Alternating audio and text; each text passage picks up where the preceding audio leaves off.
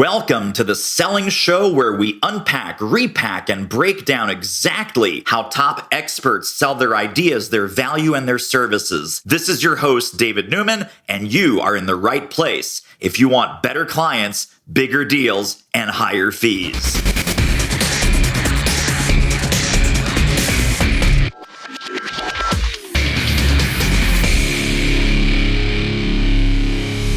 Well, it's time for a rock star interview. I know. Yeah, all the guests are rock stars, blah, blah, blah, blah, blah.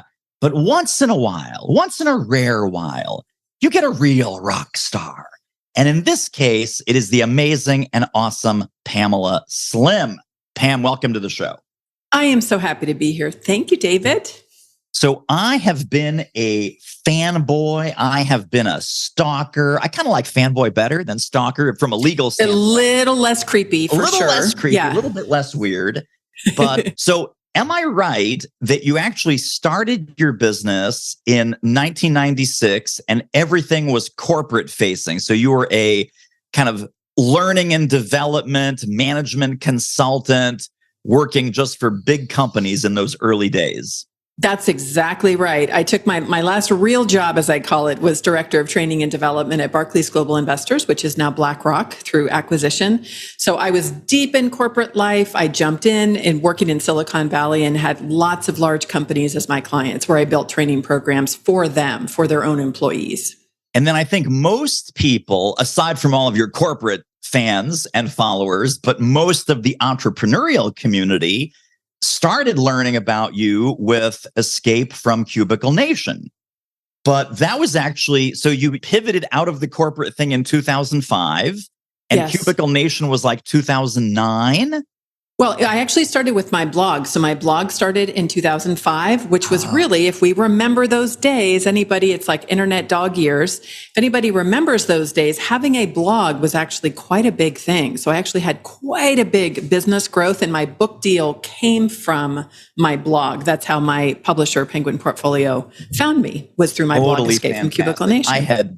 Thank you for clarifying. I had totally forgotten that Escape from Cubicle Nation was initially the blog. So you had made the escape. At that point, was the business more like career consulting, career coaching for corporate refugees? Kind of walk us through the evolution of those early days. Yeah, the early days, it was a very clear intention. I had met so many people in my corporate days. Sometimes the clients who had hired me to come do retention programs for their employees would pull me aside and say, "How did you do it? How did you quit? I need to escape." And so there felt like there was really a mystery for folks about how you actually leave a usually very solid, well-paid corporate job to start a business. Many of my folks are professional service owners, so they had a very strong area of expertise.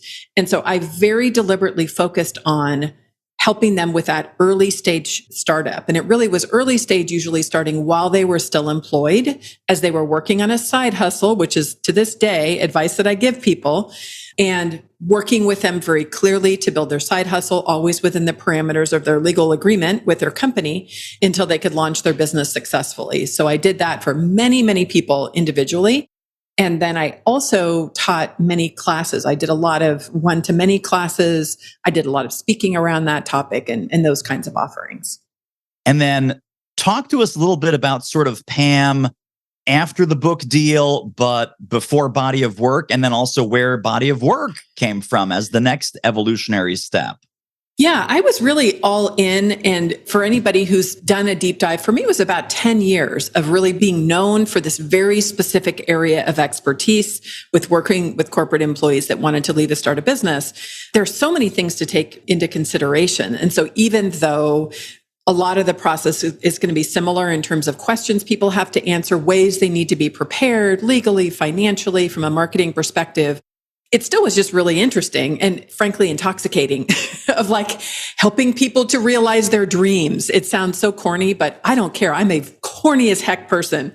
I love that idea of like having a twinkle in somebody's eye where they couldn't imagine ever leaving their corporate job, and then seeing them do it successfully. And especially a couple of years later, like reconnecting and saying like, I just can't believe that I was able to do it. And I'm so thankful.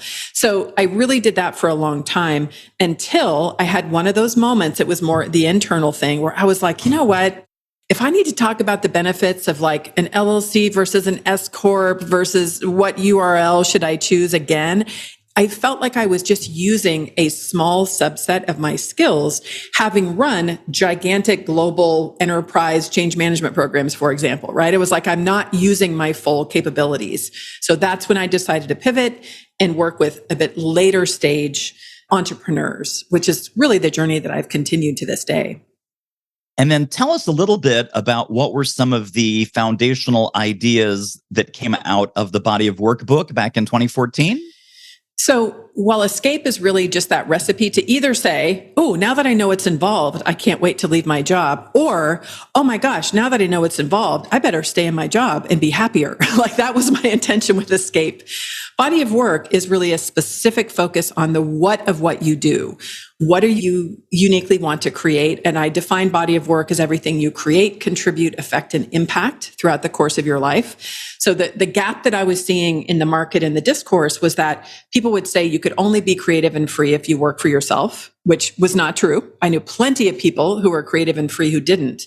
And we needed a different way that we looked at our life's work that would actually account for a different journey, just like an artist would have through maybe working for a company for a while and then going off on your own. And for some people, starting a nonprofit and doing all kinds of things, but with cohesion, with meaning, and with really great work at the center of it. So Body of Work was really this love letter to great work.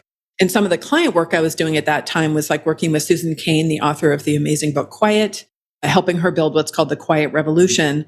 And that was, again, another example of leaning in literally with a body of work around great ideas, where we were able to really expand the imprint and footprint of what she was doing through really intelligently designed IP and different offerings. Walk us through the Quiet ecosystem. There's an online course, there's a certification program. Is there coaching, mentoring? Sort of what are all the legs under that stool, as an example?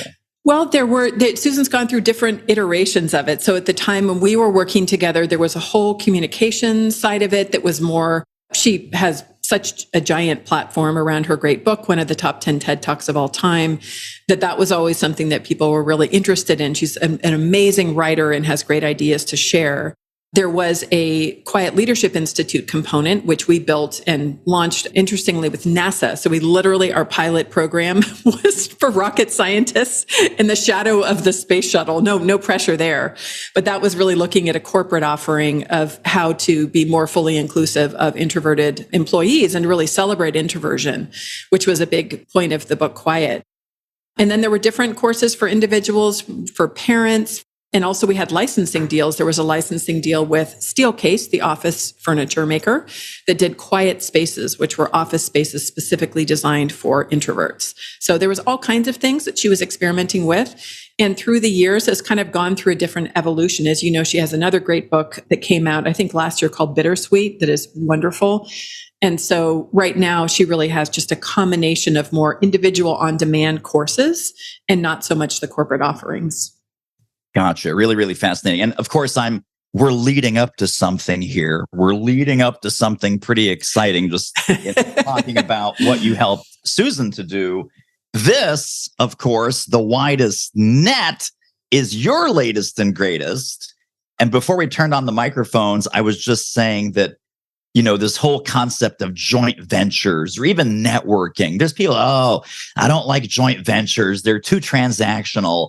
I don't like networking. I don't like meeting other people and shaking hands and making small talk. The way that you describe the entrepreneurial application of the Widest Net, which is a term that you created and coined and explained brilliantly in this book, anyone who really doesn't like this concept of networking, you're about to love your Widest Net. Anyone who doesn't like the concept or maybe got burned or disappointed with joint ventures, you also are going to love this concept of the Widest Net. Talk about where you saw the need for these ideas in the marketplace, Pam, and give us kind of the 101 of the Widest Net philosophies, and we'll dig in from there. Well, as you can see from what I've described for other books that have come, I'm really an author that is based on my own real life work. And so what I found a lot once people decided what they wanted to build, the second question was, well, where are my people? Like, where do I find them? And people were looking across especially for marketing help, with a lot of folks who were promising more of an empire-driven model. So it's just, build the empire where you're at the center of the universe and plaster your face everywhere and tell everybody you're the only one who knows all the answers to every question your clients could ever have. And I don't know about you. I know you and I have been in the business for a long time. I will never pretend to know the answer ever, ever, ever, no matter how many years I'm in the work, to every question my clients have. By definition, every single one of my clients works with other fantastic service providers, companies. They attend events. They read other people's books. That makes our work richer and more dynamic. And so I really wanted to write a book that took into consideration that there could be absolute mutual benefit for our clients and for ourselves as business owners and our partners, that if we, instead of centering ourselves as the center of an empire, we're crushing everybody else, that we center our clients and say, for that thing we want to help them do. So I think you and I care about helping entrepreneurs grow, right? Like really having a thriving business, having very pointed, dynamic thought leadership, burning up stages and just, having an amazing career. In order for them to do that, they need to find answers in a lot of different places. And that's what I visualize as the ecosystem that surrounds them already. Because a lot of people say, okay, cool. I want to do ecosystem. So I'm going to build the ecosystem around my client, to which I say, don't work so hard. It already exists. Find the people in person and online that already have gathered a community that you personally are aligned with and values. So even though you and I are centered around work, I think, because we're friends too, that we are centered around values as well, that it doesn't mean that anybody in this space could be a good partner for you. It's people who share values and ethics, who care equally about your client that you're both serving, and who want to create an amazing integrated experience for them. That's really what we're trying to do through the Widest Net. So it's a whole process to really discover who your clients are, where they hang out in person and online. I call them watering holes.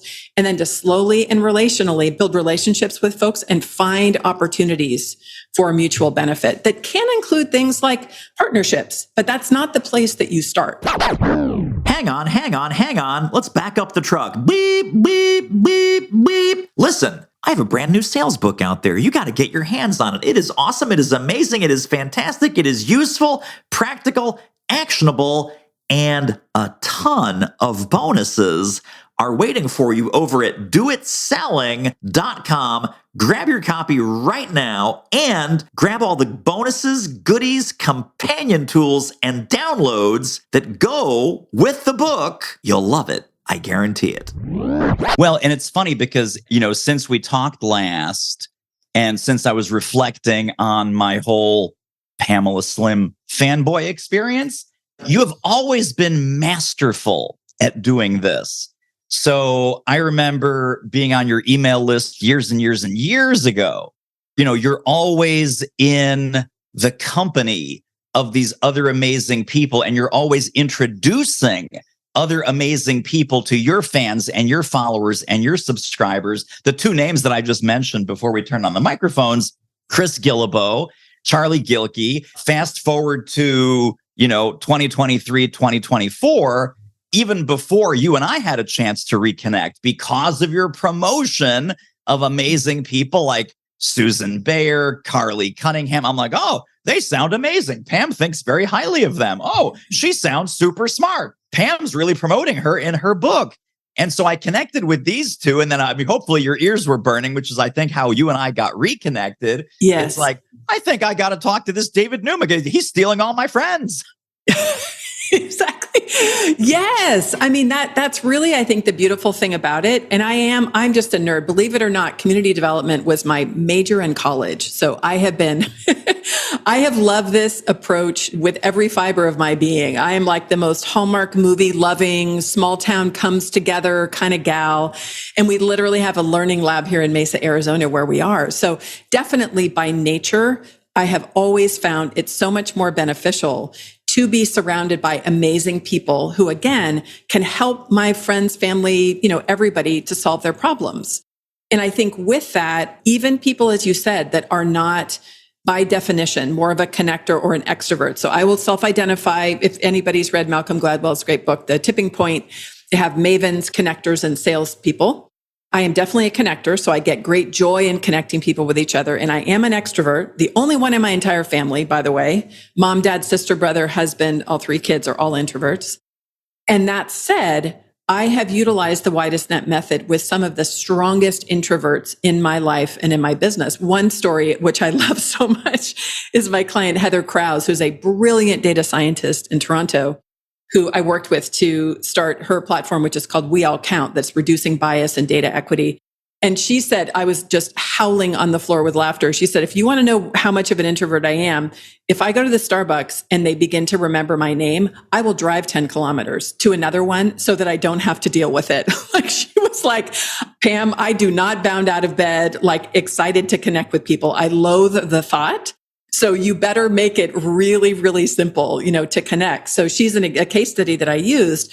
Brilliantly, she was very strategic in where she thought about connecting, and she built an extremely powerful and profitable and meaningful kind of business, even as a strong introvert. So it's not just for the busybodies like me. It's for folks who might identify as very introverted, who want to be very discerning about where you spend your time and energy. So she needs a t-shirt, like when she goes into a coffee shop, she needs a t-shirt that says, I'm here for a latte, not to make friends. Exactly. I don't want you to remember my name. I don't want you to remember my order. I'm just here for the coffee, okay?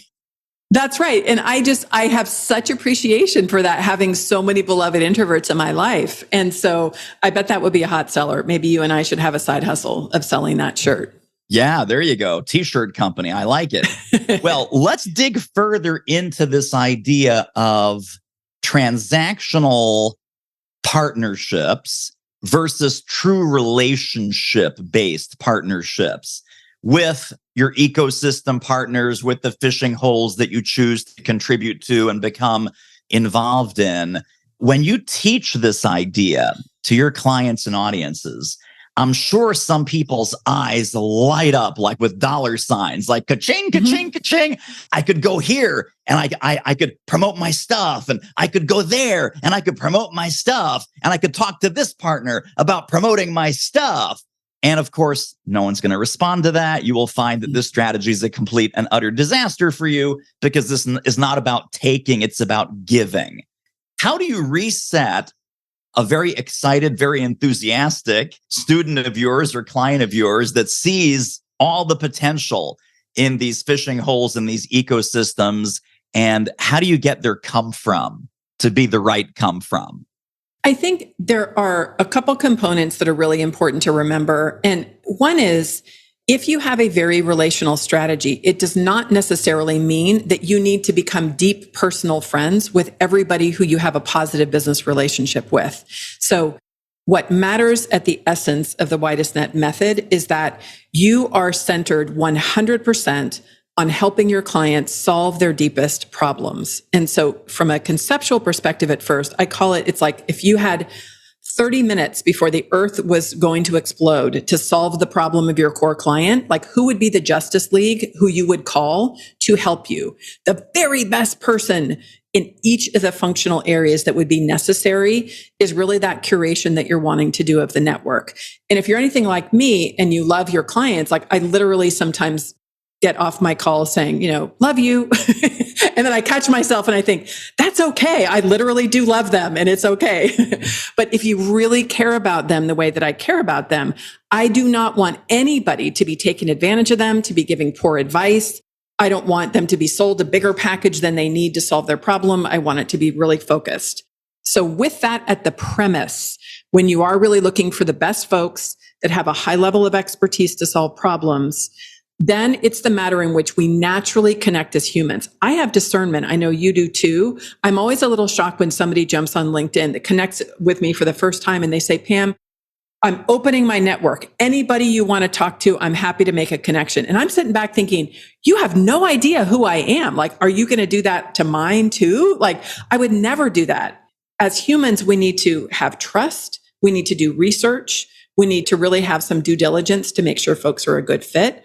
And then within that, there are these little tiny ways, I call them tiny marketing actions, that are really these tiny relational ways that we begin to get to know each other. So once you can visualize your own personal justice league of folks that you should be excited to partner with, that's where you do a little bit of analysis about maybe folks you already know that you just haven't caught up in a while, about folks that you think would be amazing, maybe some huge company that would be a great sponsor for your podcast, but that you're going to need to be building some relations with. And that's where it's this whole set of strategic moves that are usually small in nature that really lead to you making connections that can last in the long term.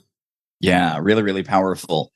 Let's talk a little bit about the initial approach. So, I mean, people really need to read this book. FYI, go out right now, pause this podcast, hop onto your favorite online or offline or independent bookstore and get yourself a copy of The Widest Net. If you already own it, take it off the shelf, read it again. I think I'm on my third read through, literally, and I pick up new nuances every single time because it sounds, on the tactical level, it sounds fairly simple.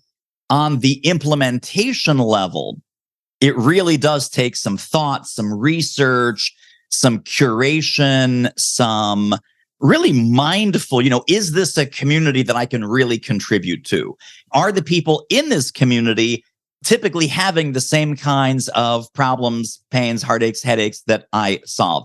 Are these people in this community or in this association or this group or this, whatever it is, in this LinkedIn pod, are they people I would enjoy doing my work with? Are they people that I would predominantly be doing my best work or my highest work with these people? So it's almost the opposite of the spray and pray, join every group, speak at every conference, publish in every magazine. Less is better. Less is better. Walk people through, Pam, how you would encourage them to use some discernment and some criteria in really choosing those ecosystem partners and maybe some of the watering holes where they can get involved. So very pragmatically in the method, I like to focus on an overall process. And that is, for anybody who's new to your world, there's always going to be more the research investigation stage. And if you were imagine, usually with clients, I'll say, maybe we'll start with 20 to 50, depends on the person, right? How much time they have to do research, but where you do some ecosystem analysis and you find this combination of like other service providers, what I call your PB&J partners. They might serve the same client with a highly complementary, non-competitive service. You might find events that are cool. And so you can put them down. I use Notion. I'm a huge fan of Notion. And so I have a list of folks and I begin to put them through this rigorous process of due diligence. So I might do some research on them, or my team does, find out a little bit more, make sure there's a good values fit. And then you can begin to look for some small ways. A great place to start for me always, once I get excited about somebody, is just a love letter. It is like, David, I've been like running across you for so many years. I've heard so many people talking about you. I just want you to know I just started listening to your podcast and it is so helpful. I'm so delighted to meet you. And I hope sometime that we're able to meet in person. End of story. Like that would be an example of a love letter that I would write to you. Note, I'm not saying, and could I be on your podcast? Or, and would you like to do a joint venture? Because you just want to be making that first connection that you're going to be discerning based on sort of who the person is. In some cases, it might be an email. In other cases, it might be in person. I'll never forget Dan Pink, who now I'm thankful to call a dear friend. The first time that I met him in person after stalking him online forever, being a fangirl, was at a ICF, International Coach Federation conference in Washington, D.C. I'll never forget. And I stood in line with my book shaking like everybody else. And I finally got up to him and I was just like, Dan Pink, I love your work. I'm so thankful for it. It's so great to meet you. And he was warm and generous and signed my book. And that was my first touch there, where I was able to introduce myself. So it can look different that way. But then once you begin to make those connections, maybe a little LinkedIn message for somebody who's interesting, then you just sort of begin to notice. And I take things over a quarter at a time, where I'm really paying attention in specific times in my calendar every week to sort of be looking at nurturing some of these new connections that I have. Note that, because I have been around the block for a long time in business, I also have friends that I'm also connecting with on a regular basis, and some that are just on my newsletter and kind of keep up on social. But that's a way to be thinking about it strategically is you research a little bit, you make initial contact. Either it's going to go somewhere or it doesn't. You start to get a bit of a smaller path of people. And then you can look for other ways to begin to work up to a conversation. Or my favorite, having just come from a couple conferences, are meeting people in person. I have made most of my connections. Charlie Gilkey, South by Southwest is where we ended up meeting, hanging out, and then the rest is history. We've done tons of joint ventures together. So when we're talking about putting all of this together, is everything driven by that Notion doc, or do you have like a CRM? Or I know it's only 10, 15, 20 people at a time. You're not trying to do this with thousands, but how do you track kind of like the cool and the lukewarm and the warms and the hots? I am more of an all-in-one kind of Notion person. And so I've actually had a lot of custom building where Notion acts in some cases as more of a CRM for me. There's pluses and minuses of using something like HubSpot. I know that's great that a lot of my clients use, but for the nature of work that I do, I don't need to have, hundreds of thousands of connections, obviously. With folks, social media tends to be the way I connect really one to many. My Notion board is really the central place because it's better for me to see everything that's really consolidated where I can really track the history and connection with folks. Totally fantastic. I love it. Let's change gears and talk about the really big kahuna in the room here, which is your brilliance around certification and taking an expert, an author, a thought leader, a speaker, and creating a certification program through which they can either certify their students, like with a completion certificate, or the higher level is what's more interesting to me and perhaps our listeners, where you can certify other people to actually deliver that work as part of their business or their corporate learning and development department. Take us through a little bit of your own journey with, because now, you are so deep and so head, and you have a whole agency behind this, and it's super exciting.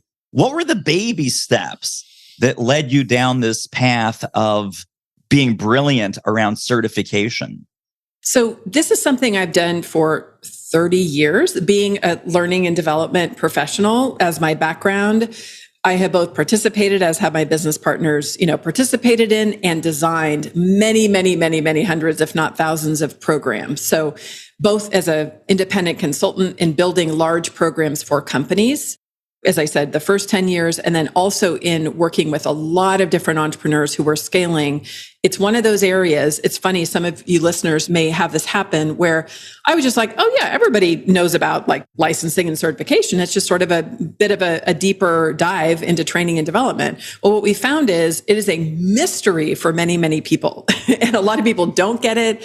They don't have the experience. They don't know how to sell it. All of these things we've been doing for years. So one of the ways to think about it, and I'd love for listeners to recognize themselves in part of the model, is usually as a professional service provider, you start to dig in and specialize. And that's usually where when you show up in a room, there's magic happening. Like, you have something super special here, and clients are like, oh, David's the guy, for this thing. Magic happens when he's in the room. You get kind of exhausted being in every room. So then you go through codify. You need to actually codify, streamline, deepen your methods, clean things up so that your method is really working consistently so that other people can do it, usually starting with your team, or even making it easier for you to be delivering your service as a professional service person. Then you do need to be doing a lot of widest netting, right? To make it a verb. You need to really expand the market for your magic so that more people are aware of this amazing thing that you have, where they begin to get excited about it and they can visualize using that in their business. So usually there are two types of certifications that end up coming from that work. Either practitioner certification. So a consultant says, oh, let me use your cool method for teaching people how to, speak professionally on stage, versus a certification for internal trainers in a large company that are taking your method company-wide for some of these large engagements. So we tend to do a little bit more of the latter, but you need to be building your thought leadership, your expertise on this topic, talking about your method so that people want it. And then you go into that last phase, which is licensing and certification. So you have a way to sell and a process. Basically, certification is just the process you use to ensure people have information, resources, skills, behaviors necessary to be good stewards of your IP, that you are licensing them through this agreement. And licensing simply is a legal document that says what materials can people use for how much and how long. And that's the way those pieces, work together. So again, for me, it's just a natural part of working with thought leaders that end up building so much demand that people want more and they want to bring it more into the system of the way that they do business. And so that's where it gets really exciting. For a lot of professional service folks, it kicks you into a little bit of a different kind of market where maybe you've been selling to individual groups on the B2B side or individual clients. And all of a sudden you start to get in partnerships, maybe with people who have one-to-many access to your same clients. And that's where there's so many cool things, which we lovingly say inside our team, it's bigger checks, right? Longer sales cycles sometimes you got to have patience for, but much bigger checks in many cases and lots more impact of your work in the world. Yes, I know. Terrific episode here, but have you seen our latest web training? Oh my goodness, pop over there right now, or as soon as you're done listening to this episode, it's doitmarketing.com/webinar. See you over there. Back to the good stuff. I want to ask you about left brain, right brain type of experts that you work with. I was going to initially say, Pam, a lot of people, they write content, but the content's not really curriculum, meaning it's not organized. There's no instructional design behind it. It's just, let's say that our friend's name is like Jim, right? Jim has written a fantastic leadership book, but it's basically thoughts from the brain of Jim. And it's well written. There's stories, there's examples, but there's no instructional design DNA built into it. So talk to us about the difference between content, because a lot of us have content, versus curriculum that is consistent, teachable, method-based. I love what you said, codify, method, expand. People say, oh, I have great content, but I'm not sure Pam can help me because I don't have a method. I just have a bunch of ideas, or I have a bunch of chapters, or I have a bunch of exercises that I do with my training classes, but I wouldn't call that a method. That's just what Jim does when Jim is hired by a big Fortune 500 company. Walk Jim through. It's like, Jim, I have good news and bad news. The good news is you may have more than you think in some certain areas. The bad news is you're missing this entire area that you would need for a certification program to be successful. So what do they have that they don't know they have? And what do they not realize they're missing that they're probably missing? Jim would be in that classic first stage, which is specializing, where when Jim is in the room, magic happens. And like big magic can happen. I've had clients where they are charming like these senior bastions of, industry. Like it's amazing what they do. They can, because all the work is happening within the factory. We'll use Jim, right? Within the factory of Jim's brilliant mind, who can read the room, who can adapt, who can do all of these things, pull out a story, probably go to the whiteboard and just create the most glorious method right there in the moment. The problem is nobody but Jim can be magic with that. What you need to do is to begin to really understand and get out, from ideas. Ideas are just ideas. A method is something that allows people to do something and usually follow it in a process that can be consistently delivered by other people besides someone like Jim.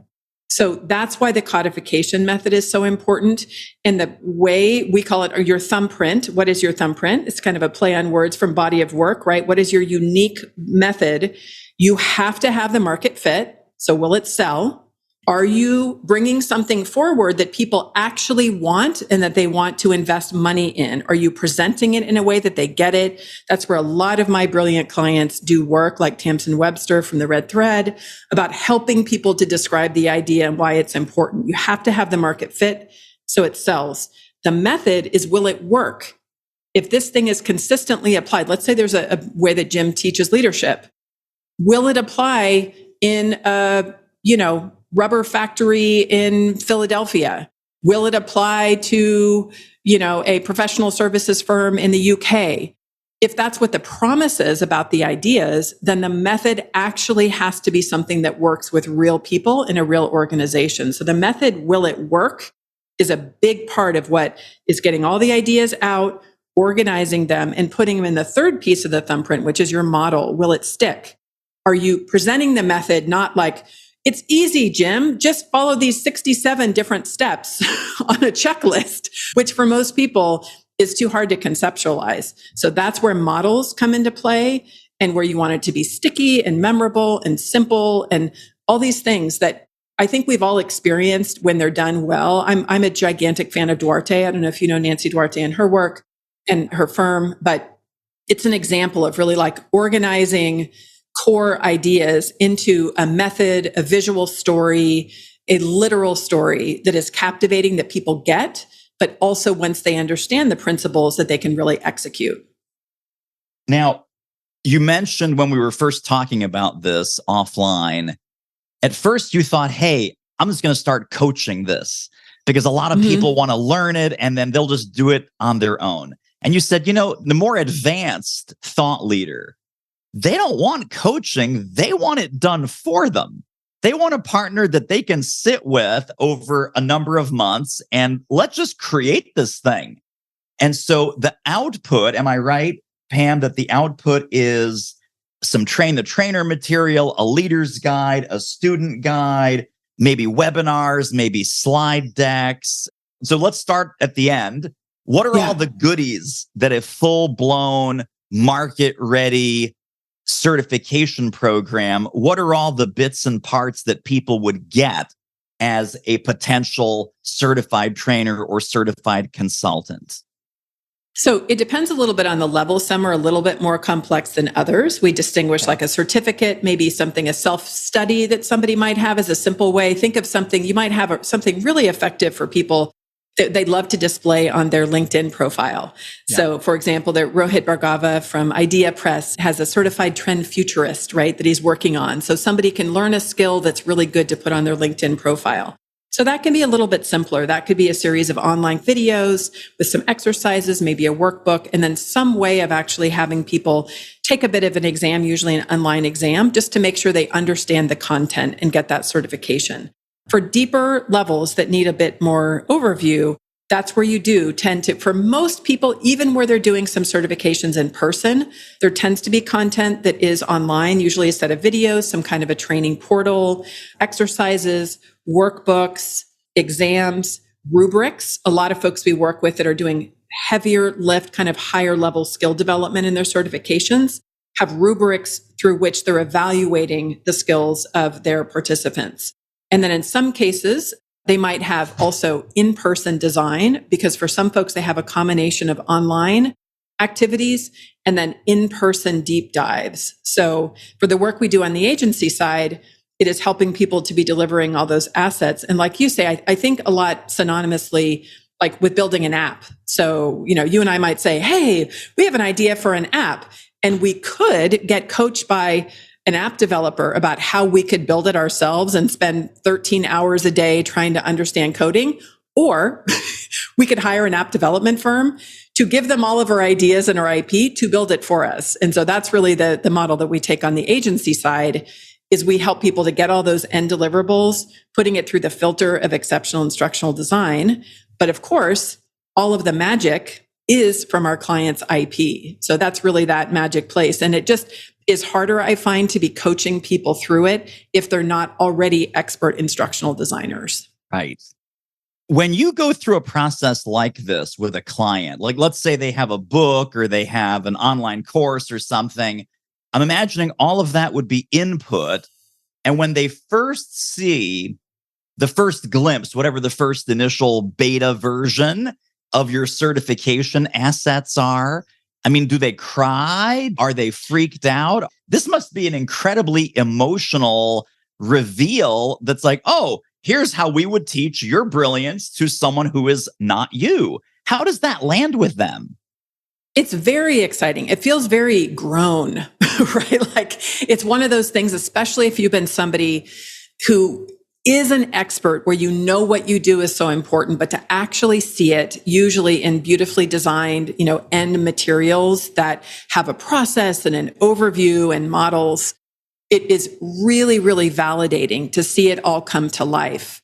And just to be clear with where people are as they're trying to figure out when they're ready for certification, there is a lot of work we do with folks to get ready. So let's say there's the person who has a book, amazing ideas, they show up in their magic. There's usually that pre-work of codification so that you want to make sure that you get everything set with the model and test it yourself with clients to make sure the model is one that could scale, right? Because you need to be first really looking at, yes, this is the method that works. And usually what's so fun, and I found this myself in doing more codification, I tend to codify my ideas when I write a book. But like, I've been that person. We have a huge whiteboard here in our community lab. And so I can jump on the board and I don't even know where these ideas come from. Something magic shows up. And if I'm not smart enough to capture it that day, it can really go away. So when you begin to focus more on making sure that any brilliant idea you have gets codified and then refined and streamlined and then built into a model that's really sticky that people understand, it's very intoxicating. And this may feel like hyperbole, but for me, it's not. Like, once you start to go down that path of more productized services, it's hard to go back. Because I don't know about you, I'm 57, proudly. I love my 50s, can't wait for my 60s. I'm going to be in this game for a long time. I want to focus my energy more in helping people to scale and really bringing my unique magic rather than sitting back, digging through my hard drive every time I'm going to do something and being like, what was the draft of that really cool method that I had in like 1997, right? For a lot of people, it becomes exhausting to do that. So it's a more liberating of time way to do your business. Even if you never do a certification, I highly encourage you to be codifying your IP, to be streamlining your methods. And all of the data is saying you're probably going to be more successful on the sales side if you're selling fewer things that really work, that are dialed in, where you have more of a singular message that you're sending out to the world about what you do. Amen, for sure. So just to be clear, this pre-work that you have clients do, that's all part of the certification engagement. What you're saying is, oh, it's not like, hey, hand me your book and a couple PowerPoints and the elves will get busy right away. That's right. It's usually a pre-phase. So for some folks, they're saying, we have taught this workshop successfully for a really long time. Yeah. And so it is there. The slides are done, the model is done, and then we need to build the certification. So for some folks, they're already there. If they say, I still got some twinkles in my eye about this, then we do a pre-phase where we're working with them. So we're building those models right with them so they don't have to just sit back and do it themselves. But it is an important distinction because think about it from the market fit perspective.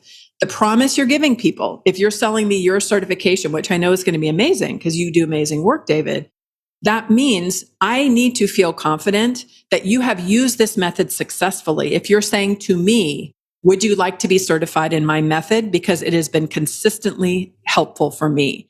And I won't be worried that like, but I'm not you, David. Like, I don't have your magic to show up in a room. And what you want to say is, you do not need my magic whatsoever. You can bring your own unique magic, but the method is so clear and the way that you're going to learn it is going to be so easy that it'll just make it, much more effortless for you to get in front of people. And I have found that a lot of people do not want to spend their time building their own IP, which are generally the customers for your method. They're like, oh, you have a great way to teach people how to, get paid speaking engagements. Like, let me just use your stuff as a licensed model rather than building an entire thing myself. That sounds exhausting. And that's often why people are going to use these tools. Well, this is so fantastic. Thank you, thank you, thank you. 2 final questions. The final question is, where can people go to get connected and stay connected to more Pam Slim brilliance? But before we get there, if folks were to take one overarching concept from our conversation today and we talked about a lot of things, but what would the core takeaway that you would love to leave people with? What would that be?